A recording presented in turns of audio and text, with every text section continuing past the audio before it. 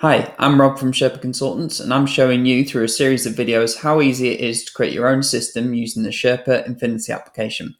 In this lesson, lesson number 6, we're going to be looking at multiple tables and how we create links between them.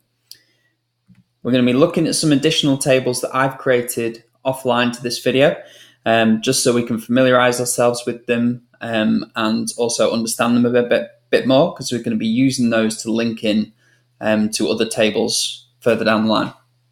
Then we're going to be creating the links between the tables using a special kind of field called a master detail field. And then finally, we're going to be creating some records to actually demonstrate the table linking. Okay, so let's dive back into our Sherpa Infinity application. What I'm going to do is I'm going to just show you some of the other tables that I've set up offline. So previously, in the previous lessons, we've been just looking at the one table, which is products and services, which is just down here at the bottom. What I've done is I've created two new tables. I've created a customers one, which we can look at now. Okay, and this has just got some dummy customer data in that we can use. And then also what I've done is I've started to create an invoices table. So if I have a look at this and actually look at so there's no data in it at the minute. But if I go to edit it, so we can have a look at the fields that I've created. Okay, so these are the fields I've created so far. So I've created an invoice date, which is just a simple date field, an invoice number. That's a formula field. Again, we're going to cover those in later lessons, but what we've done is we created a formula which does like an auto number. I've also created an invoice quantity, and lastly, I've created an invoice value. So whenever I go to create an invoice now, what I actually want to do is link it into two of our other tables. I want to say what the product or service I'm invoicing and which customer I'm invoicing against. Okay, and this is where we create our master detail links. So while I'm on the screen, if I click on the plus icon up in the top right, so what I'll do is I'll do the product first. So I'll call it product or service. And then in the list down here, if we look for master detail, we get a couple of extra options. So the first thing I'm going to do is select what the master table is to look up against. So we've only got two. So for us, it's the products and services. And then the second option we have is to select the column. Now this is going to be what pops up in a list of values in front of the user who's actually going to create an invoice. So for us, it's going to be the product code, but you could, if you wanted to, do it against the product description. Okay, and then you can say whether it's required again. So we've got the same options as we had previously. And I click save.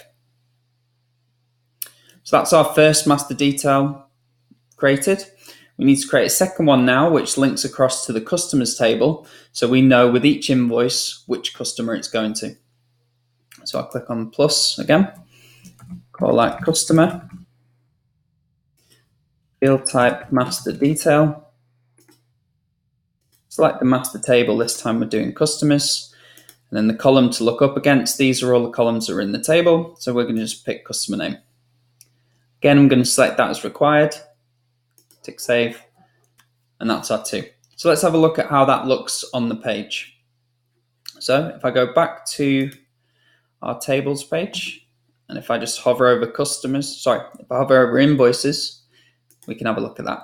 So again, it takes us to the list view page, which is currently blank. There's no data in there. I'm going to create my first invoice by clicking on the add icon. Okay. Invoice number you can see there is blank. That's because it's a formula. It's actually going to fill that in after we've saved the record.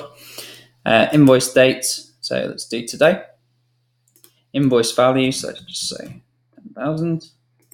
Invoice quantity, so let's say we're going to do a quantity of 20. And then here, what we can see is we get a list of all the values that's in our product or service table.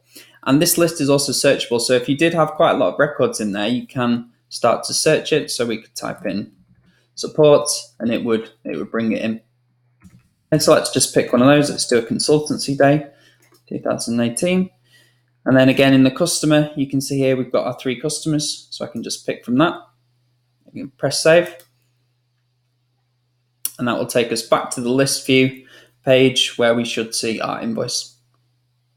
Okay, and just a quick one before we finish off. You can see the formula field there. You can see what it's doing. It's just giving an incremental number, and we've actually stated what the prefix is. So again, in later lessons, we're going to look in a bit more detail on how to create those auto number formulas, but also other sort of commonly used formulas which might be useful. Okay, that's it for this lesson. Thanks for watching, and don't forget to click on the link to the next video when you're ready to continue.